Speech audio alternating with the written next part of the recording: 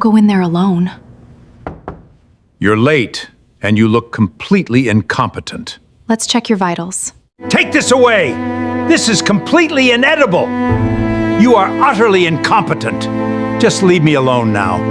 Here are the intake files for the new wing. I expect them completed by morning. The day I accidentally tipped over Mr. Whitmore's dinner table, an old photograph slid across the polished floor, and every ounce of strength left my body. The entire dining hall fell silent. The tray crashed. Soup splattered across the floor. One of the nurses gasped. Mr. Whitmore shot to his feet, faster than anyone believed an 86-year-old man could. "What have you done?" he shouted, his hands trembling, not with anger, but panic. The photograph stopped at my shoes. I bent down to pick it up. The moment I saw the faces in it, I couldn't breathe. My hands began shaking.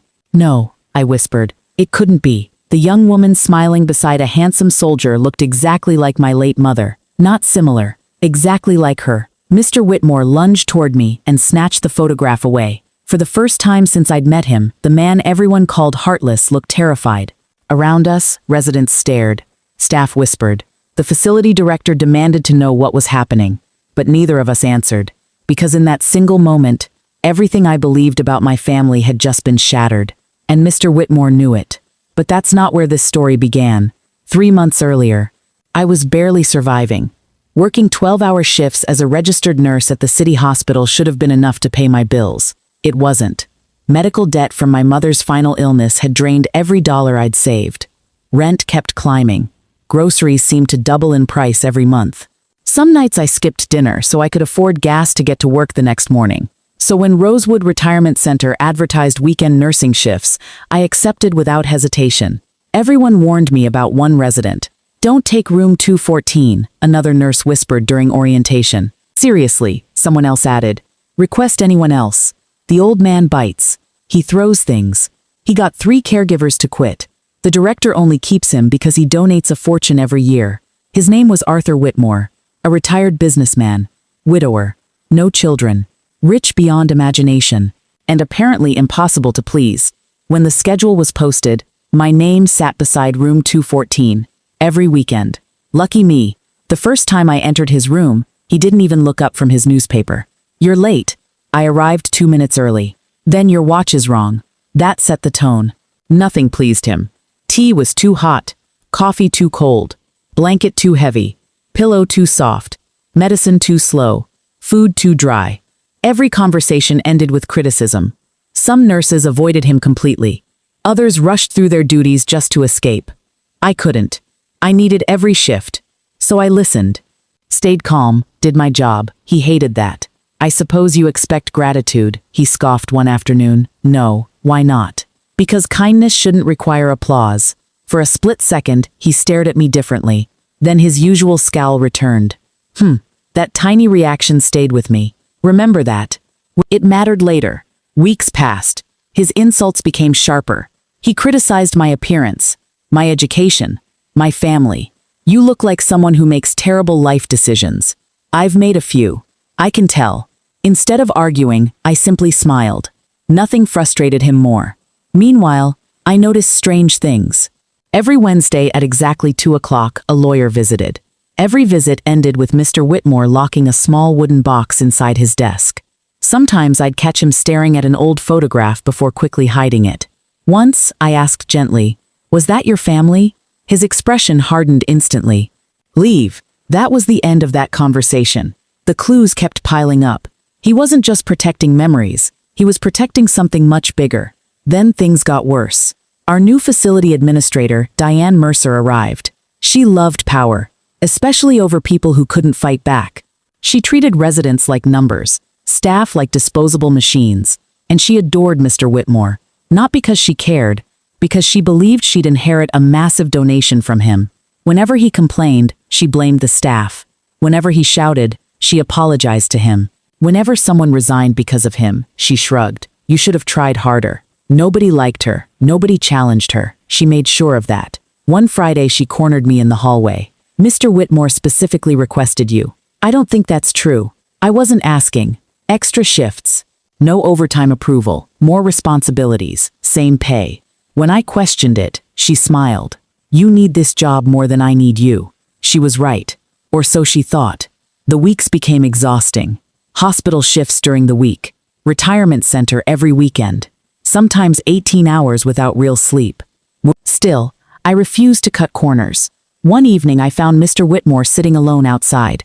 The other residents were inside playing cards. You'll catch cold, I said. So, you should come in. He looked at me strangely. You always talk to me like I'm still a person. You are. He looked away before quietly saying, they stopped doing that years ago. That was the first crack in his armor. But the worst was still ahead. A month later, Diane made the biggest mistake of her career. The retirement center hosted its annual family appreciation dinner. Local donors, board members, city officials, everyone attended. Diane wanted everything perfect. She ordered staff to rush residents through dinner. When Mr. Whitmore complained his meal was cold, she blamed me. Incompetent nurse, she announced loudly enough for everyone to hear. I served it immediately. So you're calling me a liar? Every head turned toward us. She grabbed my wrist. You embarrass this facility. Before I could answer, Mr. Whitmore slammed his cane against the floor. Release her. She ignored him. Then she shoved the serving cart toward me. It struck the dining table. The table tipped. Plates crashed, soup flew, and that hidden photograph slid across the floor. The same photograph that left me frozen. My mother's face. Beside a younger Arthur Whitmore. The room disappeared around me. Where did you get this? I whispered. His face turned ghostly pale. Diane rolled her eyes. Oh, for heaven's sake, it's just an old picture. No, Mr. Whitmore said quietly. It isn't. Silence swallowed the room. He slowly reached into his jacket, pulled out a worn leather wallet, then another photograph. This one showed my mother holding a little girl. Me. I couldn't move.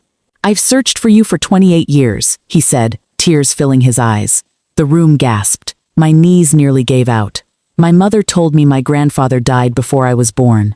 Arthur closed his eyes. That's what your father wanted her to believe after we argued. Every conversation, every insult, every strange look, every Wednesday meeting with the lawyer. Suddenly they all made sense. He hadn't been protecting money. He'd been protecting hope. He'd spent decades hiring investigators trying to find the daughter he'd lost after a family dispute destroyed their relationship. And by complete accident, I had walked into his life.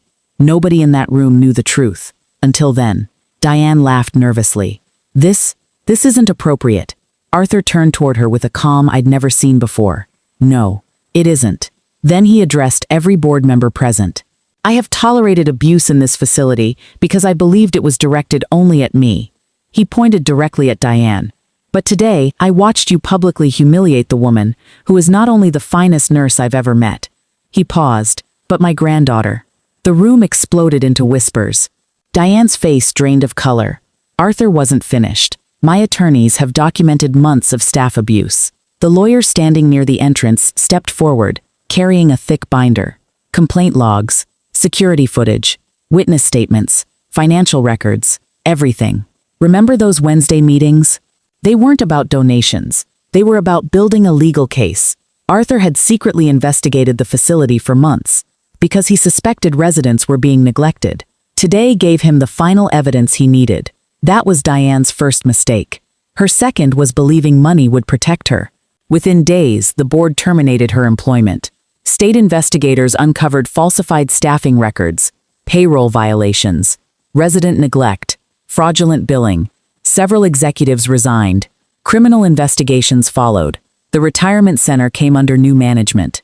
Arthur withdrew every charitable donation connected to the previous administration and established a foundation dedicated to improving elder care, with strict oversight and transparent accountability. As for us, we had years to recover. Years of birthdays missed, stories untold, questions unanswered. No amount of time could erase the past. But every Sunday after my hospital shift, we'd sit together in the garden drinking tea. This time, without arguments, without insults. He eventually admitted something that made us both laugh. I acted difficult because I wanted everyone to leave me alone.